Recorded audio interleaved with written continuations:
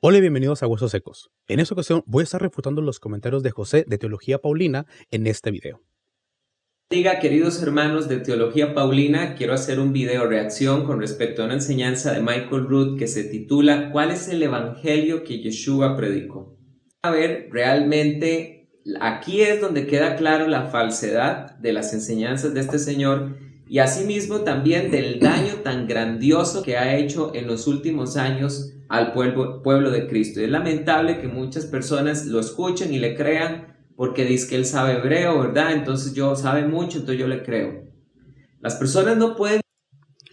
Un detalle interesante aquí a notar, obviamente José ahorita está hablando en contra de las personas que le creen a Michael Root porque sabe hebreo, ¿no? Pero lo mismo lo podemos decir con los cristianos. Hay muchas personas que sin estudiar las escrituras le creen a su pastor, le creen al teólogo simplemente porque es pastor o porque es teólogo. Y esto lo vimos precisamente cuando refuté a Armando Alducín. Si no han visto los videos, se los voy a dejar en la descripción de este video. Simplemente escuchar a un maestro y simplemente creerle porque les impresiona algo de ellos. Simplemente las personas tienen que ir a la Biblia y corroborar que lo que los maestros están diciendo sea cierto. Y vean ustedes lo que opina Michael Root con respecto a lo que es el verdadero evangelio de Jesucristo. Fue 10 meses antes de la crucifixión de Jesús cuando él seleccionó 12 de sus discípulos para ser sus enviados, pero no los encomendó hasta que él los hubiera entrenado durante el verano. En Lucas, capítulo 9, verso 6, se narra que al comienzo del 6º mes, los 6 equipos de discípulos partieron, pasaban por todas las aldeas anunciando el evangelio y sanando por todas partes. Queda profundamente claro que el evangelio del reino no es la muerte, entierro y resurrección. Muy bien. El evangelio no es la muerte, sepultura y resurrección. Entonces la pregunta es, si el evangelio no es el sacrificio expiatorio de Jesús y su obra redentora en la cruz, la pregunta que hay que hacerse es, entonces, ¿cuál es el verdadero evangelio de Jesucristo?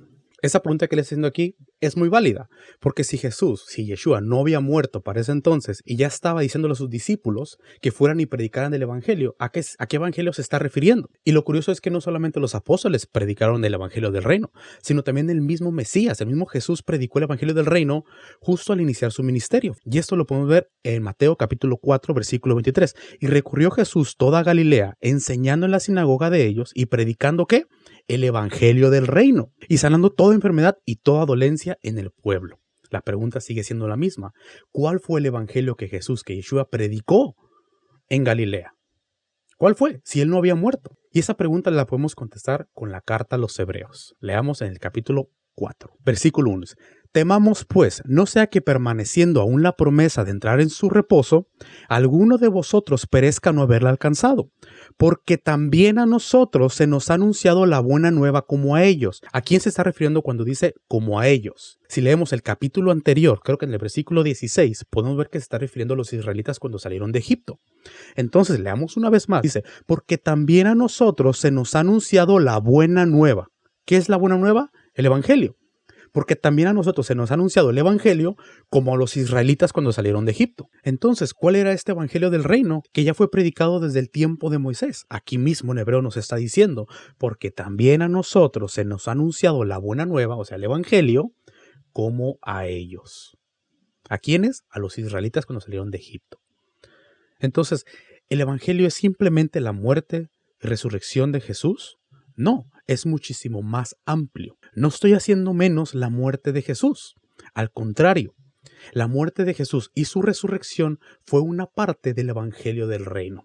Y si quieren saber más acerca del evangelio y de los pactos, les recomiendo un video que tengo que se llama El Evangelio de Moisés, en donde claramente respondo la pregunta de cuál es el evangelio al cual se está refiriendo Yeshua y los apóstoles. El mismo evangelio que les fue anunciado a ellos, esto es, a los hijos de Israel, es el mismo evangelio que Jesús predicó. Como los hijos de Israel se arrepintieron de haber adorado a otros dioses y clamaron al Dios Todopoderoso, Yahweh se acordó de ellos una vez más y se acordó del pacto que había hecho con Abraham, Isaac y Jacob. Entonces, ¿cuáles fueron las buenas nuevas o el evangelio que Moisés les trajo a los hijos de Israel? Fue que Dios se acordó del pacto que había hecho con Abraham, Isaac y Jacob. Entonces, ya que repasamos la historia del pueblo de Israel, ¿en qué consiste el Evangelio o las buenas nuevas que Moisés trajo al pueblo de Israel? El Evangelio es la oportunidad de regresar al pacto o de entrar en un pacto con Yahweh. El pueblo de Israel había desobedecido y fueron esclavizados en Egipto. Pero Dios mandó a Moisés con las buenas nuevas, con el Evangelio, con la oportunidad de regresar al pacto. Y les dijo que Yahweh se había acordado del pacto que había hecho con Abraham, Isaac y Jacob. Como podemos ver, Yahweh profetiza que vendría el sol de justicia, Yeshua, para salvar al pueblo de sus pecados. Pero también Yahweh dice que se acuerden de la ley de Moisés. ¿Por qué? Porque aquí está resumido el Evangelio. Cuando el pueblo de Israel estaba en Egipto, tuvieron que sacrificar a un cordero y era la Pascua para ellos ser libres. Ahora, cuando venga el sol de justicia, sería sacrificado como la Pascua de Yahweh, para liberar a su pueblo de sus pecados y de sus transgresiones. Pero también les dice Yahweh, acuérdense de la ley de Moisés. Va de la mano creer en Jesús y guardar los mandamientos. El profeta Malaquías nos lo confirma. En esos últimos versículos que acabamos de leer de Malaquías está resumido el Evangelio. Dios enviaría la salvación y llamaría al pueblo a regresar al pacto. Esto es, guardar los mandamientos. Y esto es precisamente el Evangelio de Yeshua. Vino a ser la salvación de los pecados del pueblo y a traer un nuevo pacto. Yo quiero decirles que este es un video corto, pero si ustedes quieren saber cómo identificar el verdadero evangelio de Jesucristo y el falso evangelio judaizante, van a encontrar debajo de este pequeño video dos links de dos enseñanzas grandes, más o menos una de 1 hora cada una, que tengo con relación a ese tema. Pero bueno, quiero decirles que el falso evangelio judaizante quita a la persona de Jesucristo de en medio. Ustedes lo acaban de ver. Michael Root acaba de decir que el Evangelio de Jesucristo no es el anuncio de la muerte, sepultura y resurrección del Señor. Entonces la pregunta es, ¿cuál es el verdadero Evangelio? Y si usted le pregunta a los judaizantes, el Evangelio del reino es supuestamente, según ellos, ¿verdad? El Evangelio de Jesucristo es que todas las personas tienen que saber que el Eterno quiere que guarden su bendita Torá. Y cuando hablamos de guardar la bendita Torá, pues está claro que no hay un solo judaizante que nos pueda a nosotros recriminar temas morales. Nosotros estamos de acuerdo en que no hay que fornicar, no hay que adulterar, no hay que robar, no hay que dar falso testimonio. Aquí todo el tema tiene que ver con cuestiones festivas, dietéticas, litúrgicas, eso es todo. Y pues el evangelio del reino para los judaizantes es esto, que hay que guardar Shabbat, que hay que circuncidarse, que hay que guardar las fiestas, que hay que guardar las leyes dietéticas, y para ellos el evangelio del reino es este cuentazo, ¿verdad? De las 2 casas, que también tengo videos sobre ese tema, ¿verdad? De que supuestamente todos los gentiles resulta que ahora tenemos sangre de israelitas y eso nos hace parte de las 10 tribus que nunca volvieron y que simplemente tenemos que volver a los pactos y guardar la bendita Torá. Bueno, ese no es el evangelio de Jesucristo. Ahora, ¿qué fue lo que Jesús dijo al respecto a los mandamientos? Vamos a leer Mateo capítulo 23. Y estas son las mismas palabras de Jesús. No son las palabras de Michael Root, no son mis palabras, no son las palabras de quien ustedes se quieran imaginar. Esas son las palabras, las indicaciones de Jesús, de Yeshua, de aquel que murió por nosotros en el madero. Y dice, entonces habló Jesús a la gente y a sus discípulos, diciendo, en la cátedra de Moisés se sientan los escribas y los fariseos. Así que todo, y otra vez más, todo lo que os digan que guardéis, guardadlo y hacedlo. Mas no hagáis conforme a sus obras, porque dicen y no hacen. ¿Acaso en esta instrucción que Jesús nos dio, dejó fuera el día de reposo? ¿Dejó fuera la circuncisión? ¿Dejó fuera las festividades? ¿Dejó fuera los alimentos puros? No, dijo todo. Y esto es lo que por lo menos yo enseño. Tenemos que guardar todos los mandamientos que nos competen a cada uno de nosotros. Si yo soy hombre, hay mandamientos para mí que yo los debo de cumplir. Si yo soy padre, si yo tengo hijos, hay mandamientos que yo debo de cumplir.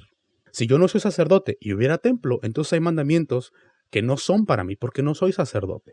Como no soy mujer, hay mandamientos que yo no debo de guardar porque no soy mujer. Hay mandamientos para ganaderos. Yo no tengo ganado, entonces esos mandamientos no aplican para mí. Estas son las mismas palabras de Jesús. Todo lo que les digan de Moisés deben de guardar. No dijo Jesús, los aspectos morales de la ley, guárdenlos, los demás no. Los aspectos que dicen no fornicar, no adulterar, no mentir, tener un solo Dios, a honrar a tu padre y a tu madre, esos sí guárdenlos, pero los otros no. Los otros que son ceremoniales, los otros que son litúrgicos, esos no los guarden, ¿ok? Eso no dijo Jesús.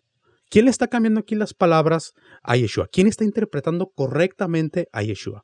¿Michael Rood o José? Muchos de los cristianos ya guardan la mayor parte de la Torá, ya guardan la mayor parte de la ley de Moisés. Simplemente no quieren guardar aquellos mandamientos que los hacen ver judíos, que los hacen ver judaizantes, que tienen que ver con el pueblo judío.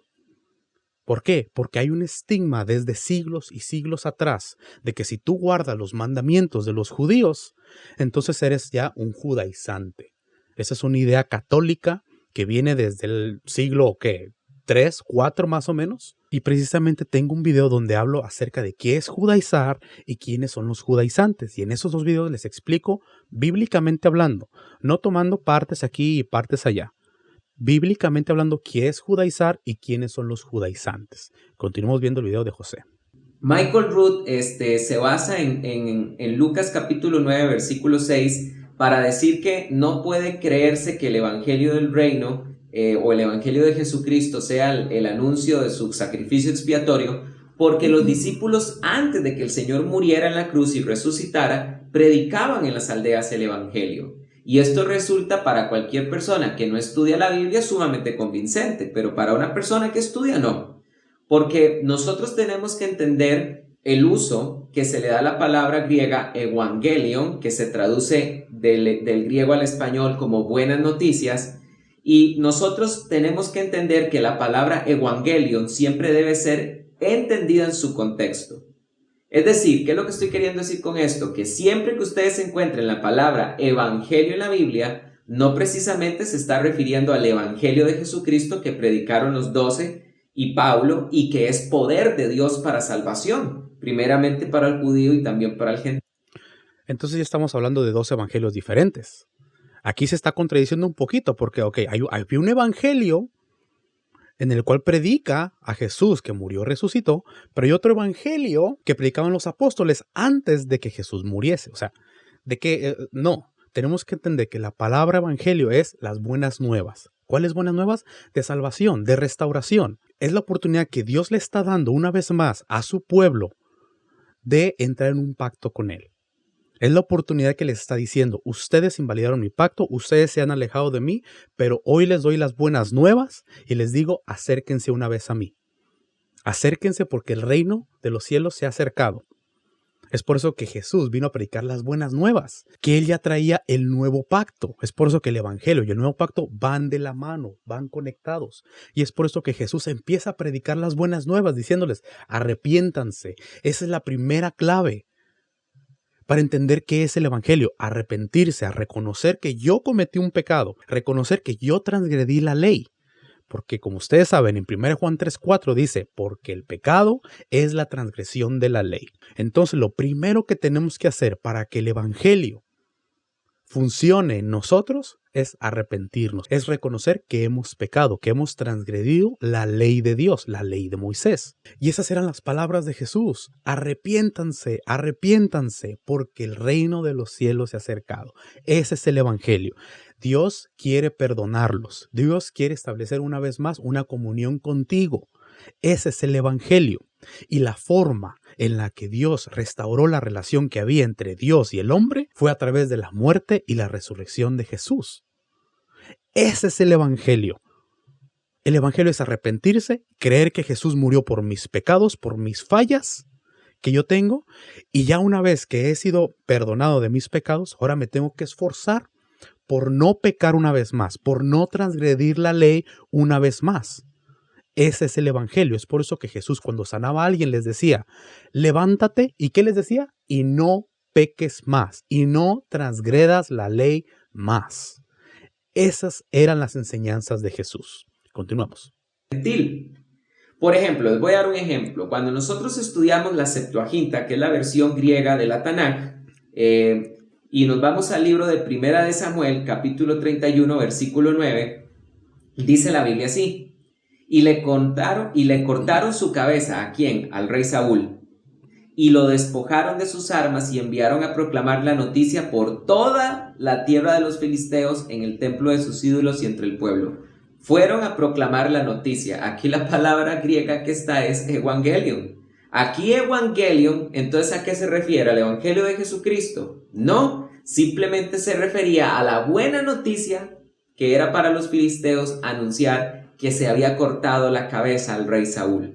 Entonces, siempre esta palabra nosotros tenemos que entenderla en su contexto. Cuando la Biblia dice en Lucas capítulo 9, versículo 6, que los discípulos andaban predicando el evangelion en cada aldea, por supuesto que se refiere a buenas noticias, a noticias de esperanza, a noticias de salvación, pero no era el evangelio de Jesucristo por una simple razón, porque nosotros sabemos a ciencia cierta que el evangelio de Jesucristo, que es poder de Dios para salvación, está profundamente relacionado con el sacrificio expiatorio de Jesús.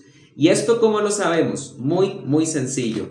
No voy a ser yo el que voy a dar mi opinión de cuál es el evangelio de Jesucristo. Voy a dejar que sea Pedro el que en sus predicaciones, una para los judíos y otra para los gentiles, nos demuestre qué fue lo que él predicó, porque Pedro tuvo la oportunidad de ser el primero en predicar y de parte de Dios tener una gran cosecha de judíos que se añadieron al Mesías y de gentiles que se añadieron al Mesías. Pedro tuvo la oportunidad de predicarle a judíos y a gentiles y les predicó el evangelio. Entonces vamos a ver qué fue lo que les dijo.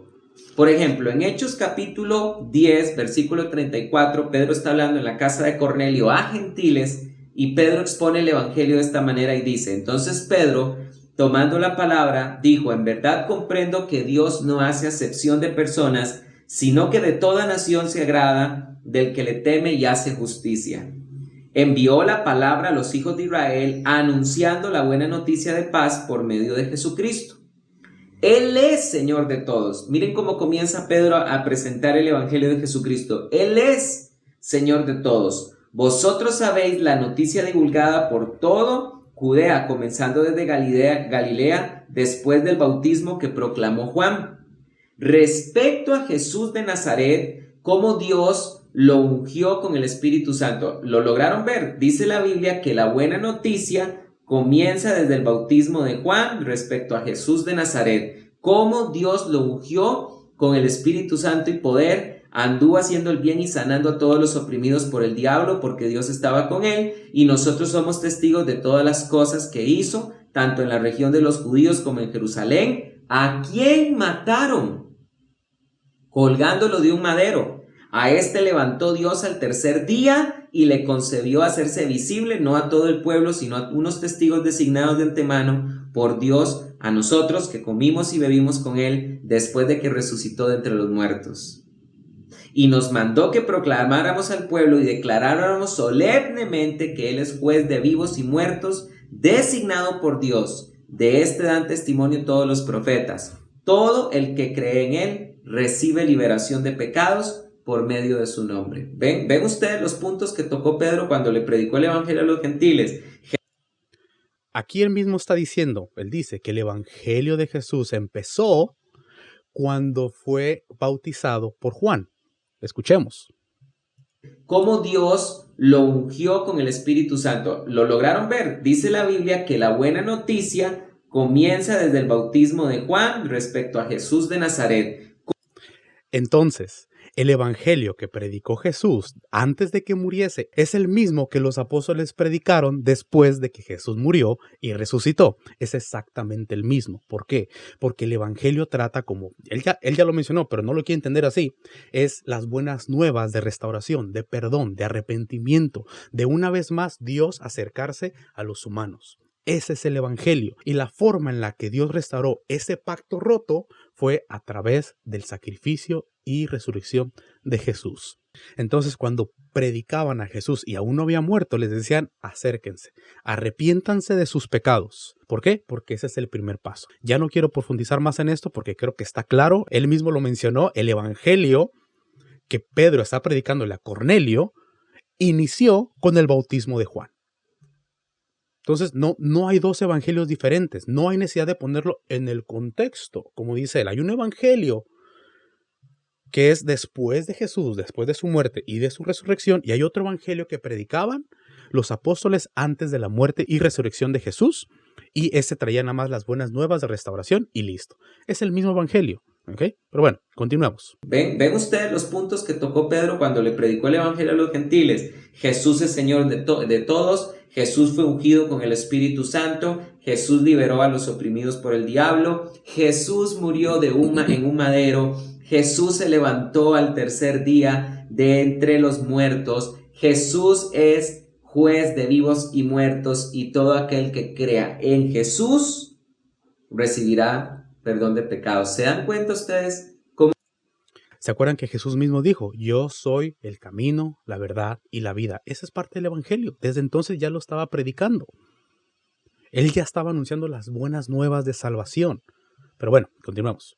Como el evangelio es cristocéntrico, pero los judaizantes presentan un evangelio toracéntrico e israelcéntrico. Vean ustedes, No, lo que pasa es que José no entiende realmente lo que Jesús vino a hacer.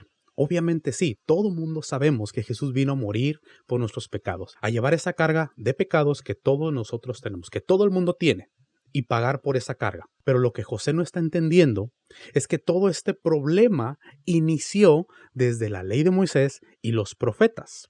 La ley de Moisés les dice al pueblo de Israel, cuando estén en las naciones extranjeras a las cuales yo los hubiera echado, y allá se arrepintiesen de sus pecados y volvieran una vez más a guardar mis mandamientos, entonces los voy a perdonar, entonces los voy a hacer regresar a su pueblo, a su tierra que yo les di. Eso está en Deuteronomio 30, está muy claro. ¿Qué estaba pasando con el pueblo judío, con el pueblo israelita? Y aunque yo sé y entiendo que José no acepta lo de las dos casas, la división y la dispersión de las 10 tribus, eso ya es otro tema que lo podemos tratar más adelante. Los judíos estaban siendo gobernados por Roma. Había una nación por encima de ellos. Y es por eso que el evangelio de Jesús iniciaba diciendo, arrepiéntanse. Las mismas palabras que Moisés les dijo a los hijos de Israel en Deuteronomio 30. Arrepiéntanse, es la clave del evangelio, arrepentirse. Y Jesús, a través de su sacrificio y su resurrección, vino a traer un nuevo pacto. ¿Por qué? Porque el primer pacto fue invalidado por la casa de Israel. Jeremías capítulo 3, versículo 8. Entonces, no es que nosotros los que guardamos la Torá o que Él nos dice los judaizantes, no es que queremos sacar a Jesús de la imagen, sino más bien le estamos dando a Jesús el lugar correcto. Si Jesús nos dice, todo lo que les digan de Moisés, háganlo y guárdenlo, eso es lo que tenemos que hacer. ¿A quién le creemos? A José, que nos está diciendo, no tiene que ser toracéntrico, como dice él, o israelcéntrico. No, simplemente tenemos que seguir las palabras de Jesús. Así de sencillo. Si Jesús dijo, no peques más, que quiere decir no transgredas la ley, entonces pues vamos a hacerle caso a Jesús. Si yo ya soy perdonado, yo ya soy lavado de mis pecados, y la persona que me lavó y me salvó me está diciendo, ya no peques más, ya no transgredas la ley más, esfuérzate por no transgredir la ley. Eso voy a hacer. Si tengo que guardar el día de reposo, voy a guardar el día de reposo. Si no debo de comer cerdo, no voy a comer cerdo. Si debo celebrar las fiestas, voy a celebrar fiestas. Obviamente voy a hacer todas esas cosas que por mucho tiempo no hice. ¿Por qué? Porque ya he entendido, porque Jesús quiere que guardemos todo de la ley de Moisés. Obviamente lo que nos compete a cada uno de nosotros.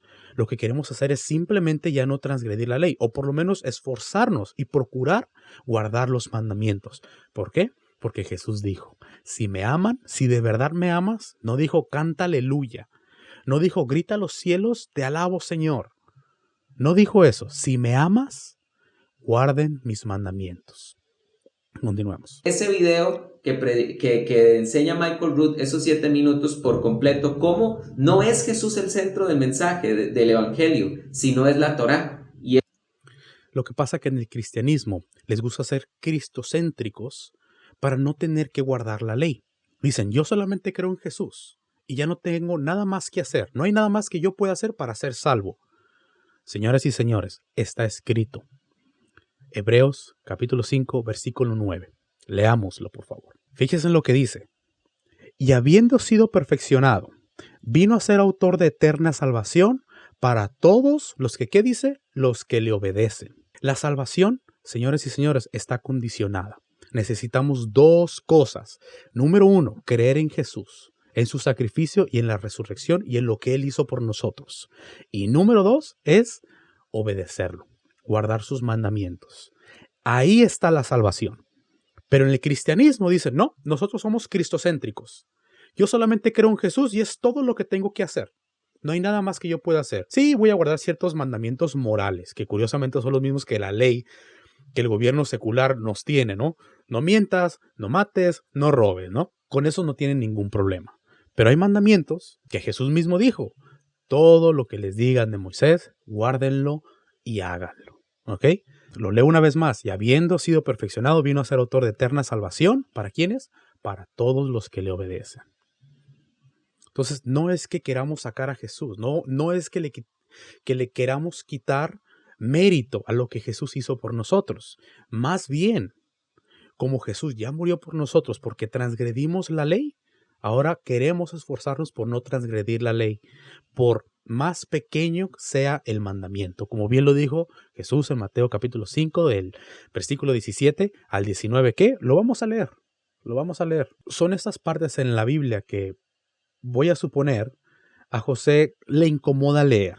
Dice, no penséis que he venido a abrogar la ley o los profetas. No he venido para abrogar, sino para cumplir. Y aquí muchos cristianos dicen, no, él ya cumplió la ley por mí. Yo ya no lo tengo que cumplir. Pero, por favor, gente, lean un poco más adelante. Dice, porque de cierto os digo que hasta que pasen el cielo y la tierra, ni una jota ni una tilde pasará de la ley, hasta que todo se haya cumplido. Palabras de Jesús. Lo vuelvo a volver a leer. Ni una jota ni una tilde pasará de la ley. Ni lo más pequeño de la ley va a pasar hasta que todo se haya cumplido. Hasta que pasen el cielo y la tierra. Ni lo más pequeño de la ley va a pasar. No solamente se trata de no robar, no asesinar, honrar a tu padre y a tu madre, tener un solo Dios. Jesús dijo hasta lo más pequeño. Guarden hasta lo más pequeño, porque si lo amamos, así le vamos a demostrar nuestro amor. Y ojo, no estoy diciendo que los cristianos no amen a Jesús. ¿Okay? Lo que estoy diciendo es que es lo que Jesús espera de nosotros, que decimos que lo amamos. Guardar hasta lo más mínimo que tenemos que guardar. Y conozco muy bien el argumento de José respecto a todos los mandamientos.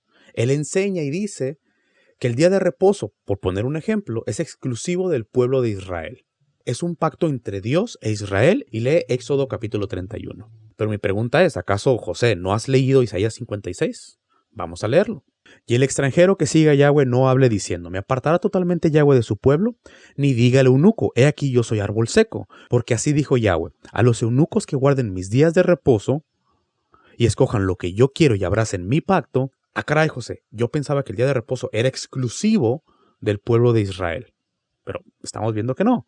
Y escojan lo que yo quiero y abracen mi pacto, yo les daré lugar en mi casa y dentro de mis muros, y nombre mejor que el de hijos e hijas, nombre perpetuo les daré, que nunca perecerá. Y a los hijos de los extranjeros que sigan a Yahweh para servirle y que amen el nombre de Yahweh para ser sus siervos, a todos los que guarden el día de reposo para no profanarlo y abracen mi pacto, yo los llevaré a mi santo monte y los requeriré en mi casa de oración. Sus holocaustos y sus sacrificios serán aceptos sobre mi altar, porque mi casa será llamada casa de oración para todos los pueblos.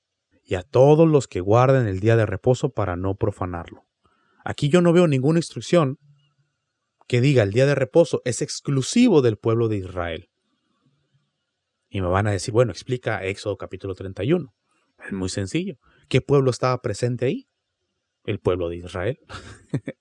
Así de sencillo. Incluso en Éxodo 12 se nos enseña y se nos dice que subió con ellos, con el pueblo de Israel, toda clase de gentes. Eso quiere decir que había más israelitas, había egipcios y personas provenientes de otras partes que no eran israelitas. Y estando delante de Yahweh en Éxodo 19 y en Éxodo 31, se les consideró parte del pueblo de Israel. Yahweh no los excluyó y les dijo, ustedes muchas gentes que se mencionan en Éxodo 12, yo voy a hacer un pacto con ustedes que va a ser diferente al pueblo de Israel. Para el pueblo de Israel es el día de reposo, pero para ustedes no. Esto es exclusivo entre los hijos de Israel y yo, ¿ok? Ustedes no. Eso sería hacer excepción de personas. Y vemos en Isaías 56 que Dios no hace excepción de personas. Lo acabamos de leer. A todos los que guarden el día de reposo para no profanarlo y abracen mi pacto. Fíjense, no solamente es guardar el día de reposo, sino también abrazar el pacto. ¿Cuál pacto? El pacto que Yahweh estableció con los hijos de Israel en Éxodo 19, que también previamente estableció con Abraham, Isaac y Jacob, porque era el mismo. Yo no veo aquí ninguna exclusividad. Pero bueno, continuamos con Mateo capítulo 5, versículo 19. De manera, 19 dice, que cualquiera que quebrante uno de estos mandamientos muy pequeños, hasta el más pequeño. ¿A cuál es el mandamiento más pequeño? Para mí todos son iguales y prefiero esforzarme y guardar todos. Pero para los cristianos parece ser que el día de reposo es de los más pequeños, porque es es un mandamiento ceremonial, no es un mandamiento moral. O sea, ¿y quién nos dijo que le podemos poner secciones o categorizar la ley en ceremonial, litúrgico, moral, cívico? O sea, ¿quién nos dio eso? Ni Jesús ni los apóstoles lo hicieron. ¿Por qué lo vamos a hacer nosotros? Y aquí Jesús nos está diciendo, de manera que cualquiera que quebrante uno de los más pequeños, si tú eres cristiano y consideras el día de reposo un mandamiento pequeño porque es ceremonial, pues ten cuidado, porque mira lo que dice aquí. Y así enseñan los hombres, muy pequeño será llamado en el reino de los cielos. Mas cualquiera que los haga y los enseñe, este será llamado grande en el reino de los cielos. Señoras y señores, ¿quieren ser llamados grandes en el reino de los cielos? Aquí está la respuesta. Guardemos los mandamientos desde el más pequeño hasta el más grande y enseñémoslos a los demás. Continuamos con el video de José. Y eso es desplazar a Cristo y poner en el centro a la Torá. Ahora veamos qué le dijo Pedro a los judíos. La primera vez que Pedro tuvo judíos delante de él y él tuvo la oportunidad de predicar. Leámoslo ahora, dice Hechos 2 del 14 en adelante. Entonces Pedro, poniéndose de pie con los 11, alzó su voz y les declaró: varones judíos y todos los que habitáis en Jerusalén, esto os sea conocido y escuchad mis palabras, porque estos no están ebrios como vosotros pensáis, pues es la hora tercera del día, sino que es lo dicho por medio del profeta Joel. Y va a acontecer en los postreros días, dice Dios, que derramaré mi espíritu sobre toda carne, y vuestros hijos y vuestras hijas profetizarán, y vuestros jóvenes verán visiones, y vuestros ancianos soñarán sueños, y aún sobre mis esclavos y sobre mis esclavas en aquellos días derramaré mi espíritu y profetizarán, y daré prodigios arriba en el cielo y señales milagrosas abajo en la tierra, sangre y fuego y vapor de humo. El sol se convertirá en tinieblas y la luna en sangre, antes de que venga el día grande y glorioso del Señor. Y sucederá que todo el que invoque el nombre del Señor será salvo. Vean ustedes que Pedro explicó por qué los creyentes estaban hablando en lenguas, pero a partir de aquí, del verso 22, Pedro va a predicar el evangelio. Varones israelitas, oíd estas palabras: Jesús Nazareno, varón aprobado por Dios entre vosotros, con maravillas y prodigios y señales milagrosas que Dios hizo por medio de él entre vosotros, como también sabéis vosotros, a este entregado por el determinado designio y anticipado conocimiento, matasteis por manos de inicuos crucificándolo, a quien Dios levantó, habiéndolo soltado los dolores de la muerte, porque no era posible que fuera retenido por ella, porque David dice respecto a él: veía al Señor continuamente delante de mí, pues está a mi diestra para que no sea conmovido. Por esto mi corazón fue alegrado y mi lengua se regocijó en extremo, y aún mi carne también descansará en esperanza, pues no abandonarás mi alma en el Hades, ni permitirás que tu santo vea corrupción, ni me hiciste conocer los caminos de vida, me llenarás de gozo con tu presencia. Varones hermanos, se os puede decir con franqueza que acerca del patriarca David, que no solo murió, sino que también fue sepultado, y su sepulcro está con nosotros hasta este día. Pero siendo profeta, sabiendo que Dios le juró irrevocablemente sentar en su trono al fruto de sus lomos, previéndolo habló acerca de la resurrección de Cristo, que no fue desamparado en el Hades, ni su carne vio corrupción. A este Jesús resucitó Dios, de lo cual todos nosotros somos testigos. Así que, exaltado a la diestra de Dios y habiendo recibido del Padre la promesa del Espíritu Santo, derramó esto que vosotros veis y oís. Porque no subió David a los cielos, pero él mismo dice: dijo el Señor a mi Señor, Siéntate a mi diestra hasta que ponga a tus enemigos por estrado de tus pies. Sepa pues con certidumbre toda la casa de Israel que a este Jesús a quien vosotros crucificasteis, Dios lo hizo Señor y Cristo. Pueden ustedes ver las similitudes de lo que le dijo Pedro a los gentiles y a los judíos. Presentó a Jesús crucificado, habló de su resurrección, habló de que fue ungido por Dios y que las maravillas y los milagros respaldaban su ministerio. Habló de que dice la Biblia que es Señor y Cristo designado por Dios. Es el mismo evangelio que Pedro predicó a los gentiles en Hechos 10. No le crean a estos falsos maestros, porque aquí lo que se está jugando es el verdadero evangelio de Jesucristo, y solo el verdadero evangelio de Jesucristo es el que es poder de Dios para salvación. La pregunta que nos tenemos que hacer ahora, ¿qué es creer en Jesús? Obviamente, como leímos en Hechos 2, sí, Jesús es el Cristo, Él es el Mesías de Israel. Y a través de la fe en Él y creer en Él, viene la salvación a todo aquel que cree en Él. Ya sabemos eso, ¿cierto? Pero la pregunta es, para Jesús, para Yeshua, ¿qué es creer en Él? ¿Qué es tener fe en Él? Es nada más decir, yo creo en Jesús que murió por mis pecados y resucitó al tercer día. ¿Eso será la fe para Jesús? ¿Eso es la fe que Él está pidiendo de nosotros? Señoras y señores, no lo es. Vamos a leer Mateo capítulo 7 y miren lo que Jesús dice respecto a la salvación. ¿Okay? No todo el que me dice Señor, Señor, entrará en el reino de los cielos, sino el que hace la voluntad de mi Padre que está en los cielos. Muchos me dirán en aquel día, Señor, Señor, ¿no profetizamos en tu nombre? Y en tu nombre echamos fuera demonios y en tu nombre hicimos muchos milagros. Entonces les declararé, nunca os conocí, apartaos de mí, hacedores de maldad. Estas personas de las cuales Jesús está haciendo un ejemplo, eran personas que lo conocían, eran personas que creían en Él, eran personas que hicieron muchos milagros, que profetizaron, echaron fuera demonios. Y le dicen, Señor, Señor, ¿no hicimos todas estas cosas en tu nombre? Pero dense cuenta la respuesta de Jesús. Y entonces les declararé, nunca os conocí, apartaos de mí, hacedores de maldad. Apártense de mí, ustedes que son hacedores de maldad. Aunque me hayas conocido, aunque hayas echado fuera demonios, aunque hayas creído en mi nombre, aunque me digas Señor, Señor, aunque sanases enfermos, aunque profetizaste, apártate de mí porque hiciste maldad. La pregunta es, ¿a qué se está refiriendo Jesús cuando dice maldad? Para eso tenemos que recurrir al griego. En el diccionario Strong podemos ver qué es la palabra maldad en griego. Es la palabra Strong G458 y es anomía. Y fíjense lo que es: ilegalidad, violación de la ley. Maldad, impiedad, infracción, infringir la ley, iniquidad, maldad, transgresión. Jesús, Yeshua, les está diciendo a estas personas que lo conocían, a estas personas que profetizaron en su nombre, que echaron fuera demonios, andaron enfermos y creían en Él. Señor, Señor, ¿no hicimos todas estas cosas? Y Jesús les dice, apártense de mí. Ustedes, ¿qué? Que infringen la ley. Ustedes que quebrantan la ley. Entonces la salvación no viene por decir, yo creo en Jesús, que Él murió por mis pecados y resucitó al tercer día. La salvación viene por creer en Jesús y guardar sus mandamientos. Es por eso que hacemos mucho énfasis en guardar los mandamientos, hasta el más pequeño de ellos. Entonces, ¿qué es creer en Jesús? ¿Qué es lo que Jesús espera cuando dice crean en mí? Lo que Jesús espera es que sigamos sus enseñanzas, vivamos como Él quiere que vivamos, obedezcamos a su voz.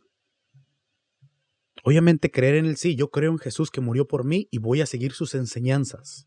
Voy a guardar, hacer lo que Él me dice que haga. Eso es tener fe en Jesús. Y lo interesante está, que acabamos de leer en Mateo capítulo 23. Todo lo que les digan de Moisés, háganlo y guárdenlo. Si me aman, guarden mis mandamientos. Y habiendo sido perfeccionado, vino a ser autor de eterna salvación. ¿Para quiénes? Para todos los que le obedecen. Y esta es la paciencia de los santos, los que guardan los mandamientos de Dios y la fe, ¿en quién? En Jesús.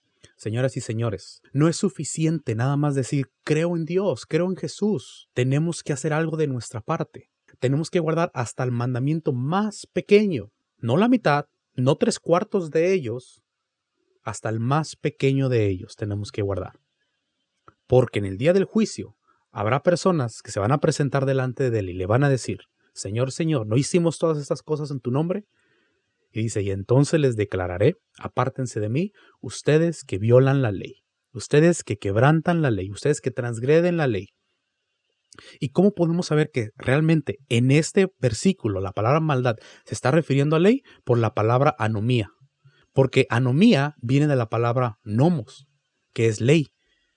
Entonces cuando se le agrega una A, es como decir, yo soy una persona normal o soy una persona anormal, o sea que no soy normal. De la misma forma, cuando a la palabra nomos, ley, se le agrega la palabra A en griego, es sin ley. Entonces les dice, hacedores sin ley. Apártense de mí ustedes que transgreden los mandamientos de Dios. Ahí está. Son las mismas palabras de Jesús, son las mismas instrucciones de Jesús. ¿A quién le creemos? ¿A José o le creemos a Jesús? ¿Le creemos a Michael Rood o le creemos a David? A Jesús. Si Jesús dice, guarden los mandamientos, eso es lo que vamos a hacer. Porque son instrucciones de nuestro Rey, son instrucciones de nuestro Señor. Si de verdad queremos demostrarle que creemos en Él, tenemos que guardar los mandamientos. Nos guste o no. Entonces, es todo por hoy por este video. Habrá otro video donde voy a refutar una vez más a José en otro video donde él refuta a Michael Rood. Si quieren ver eso, suscríbanse al canal, activen la campanita, déjenme un like si les gustó el video y si no les gustó, entonces pues déjenme un dislike. Pero si no les gustó, entonces déjenme saber en los comentarios por qué no les gustó y por qué están en desacuerdo conmigo. Saludos y bendiciones.